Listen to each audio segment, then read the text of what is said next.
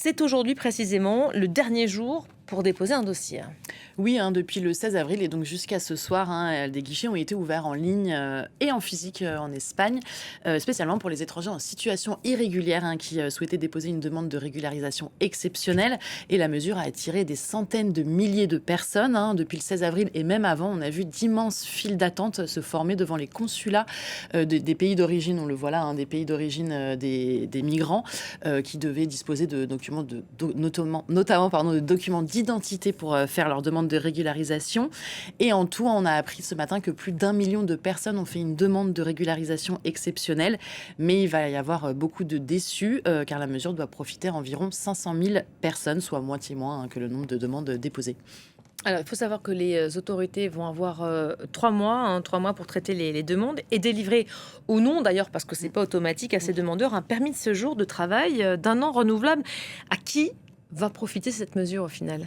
Alors, déjà, il y avait 3 critères à respecter, qui étaient donc d'être arrivé avant le 31 décembre 2025 en Espagne. Donc, les nouveaux arrivants ne sont pas concernés. Disposer d'un casier judiciaire vierge et pouvoir justifier d'au moins 5 mois de présence sur le territoire national. Et donc, dans les faits, cette mesure va surtout profiter à une grande majorité de migrants latino-américains qui sont présents dans le pays depuis plusieurs années et beaucoup moins aux subsahariens qui sont arrivés notamment par la mer. Voilà, cette politique d'ouverture du gouvernement espagnol qui est à contre-courant quand même, il faut le rappeler, de ses homologues européens. Oui, d'ailleurs, le Premier ministre Pedro Sanchez a fait de ce vaste plan de régularisation exceptionnelle l'étendard de sa politique d'ouverture.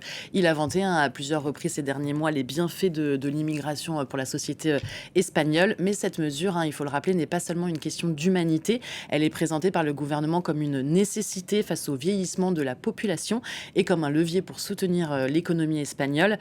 Et en Espagne, comme dans beaucoup d'autres pays européens, les immigrés participent à faire tourner la machine économique.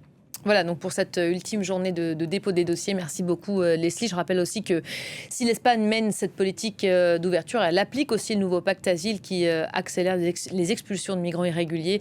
Un juge espagnol a d'ailleurs signé cette semaine un ordre d'expulsion pour 85 migrants tout juste arrivés en pirogue aux Canaries. Actualité qu'Info Migrants continue de couvrir évidemment pour nous.